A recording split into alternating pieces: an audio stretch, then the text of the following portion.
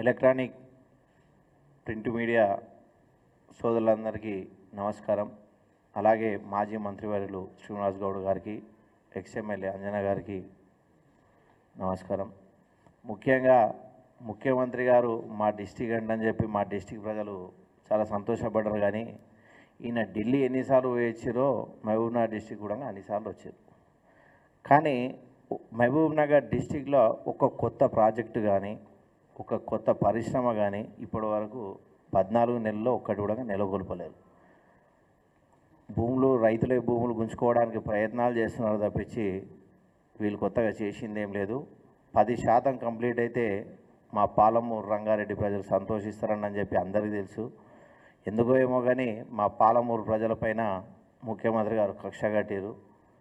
ఎంతగా అంటే ఆయన ఒక్కసారి ఎవరైనా కానీ ఒక డిస్టిక్ వస్తే వరాల జల్లు కురిపిస్తారని అనుకుర్రు. కానీ మా డిస్టిక్ ఇన్నిసార్లు వచ్చి కూడా ఆయన కొత్తగా చేసింది ఏం లేదు. ముఖ్యంగా మా షాద్నార్ వచ్చారు.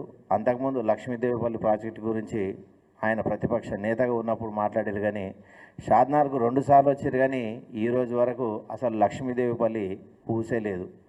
అలాగే దసరా రోజు ఇంటిగ్రేటెడ్ స్కూల్స్ది మా షాద్నగర్లో అక్కడ శంకుస్థాపన చేశారు. అంటే ఒక ముఖ్యమంత్రి వచ్చి శంకుస్థాపన చేసిన తర్వాత దాదాపు 6 నెలల్లో కూడా అక్కడ ఒక రాయి వాళ్ళేదంటే ముఖ్యమంత్రి ఎట్లాంటి గవర్నమెంట్ నడిపిస్తుండో, ముఖ్యమంత్రి అసలు ఆయన ఏం చేస్తున్నాడో, దేనికి శిలాఫలకం వేసిండో కూడా ఒకసారి మీడియా మిత్రులందరూ షాద్నార్కి వస్తే ఆ ఇంటిగ్రేటెడ్ స్కూల్ది ఇప్పటికి ఏ వ్యవస్థలు ఉన్నదో, అంటే ఒక ముఖ్యమంత్రి రాయేస్తేనే ఆ వ్యవస్థలో ఉన్నదంటే మన ఆర్థిక వ్యవస్థ, మన రాష్ట్ర ఆర్థిక వ్యవస్థ ఎట్లుందో ఒకసారి తెలంగాణ ప్రజలు గమనించగలరు. ముఖ్యంగా 3500 ఇండ్లు ఇస్తామంటారు ఒక్కొక్క నియోజకవర్గానికి. అట్లా 100 నియోజకవర్గాలకు ఇచ్చిన 15,000 నుంచి 20,000 కోట్ల రూపాయలు కావాలి. రైతు బంధు ఒక సంవత్సరానికి ఎంత కావాలనో ముఖ్యమంత్రి ఇప్పటివరకు సంవత్సరం మీద 4 నెలలు అవుతుంది. ఎకరాకు 2 ఎకరాలకు కూడా ఇంకా కంప్లీట్ చేయలేకపోతున్నాడు. అట్లాంటి ముఖ్యమంత్రి ఇండ్లు ఎట్లా కట్టిస్తారో ఊళ్ళో వచ్చి ఎక్స్ప్లెయిన్ చేయాలి. ఎందుకంటే సర్పంచ్లకు బిల్లులు ఉన్నాయి, పాత కాంట్రాక్టర్లకు బిల్లులు ఉన్నాయి.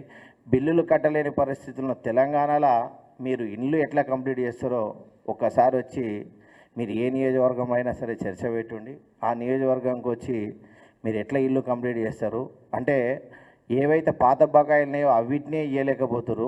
ఒక కొత్త ప్రాజెక్ట్ లేదు. ఇప్పటికే 150,000 కోట్లు అప్పయిందంటని చెప్పి మీరే చెప్తున్నారు. కానీ ఒక ప్రాజెక్ట్ కూడా కంప్లీట్ కావలేదు. కాబట్టి తెలంగాణ ప్రజలు పునరాలోచించాలి. ఎందుకంటే అస్తవ్యస్తమవుతున్న తెలంగాణలో ఇప్పటికైనా అందరూ మేల్కొని కాపాడుకోవాల్సిన బాధ్యత ప్రతి ఒక్కరిపైన ఉంది. Thank you.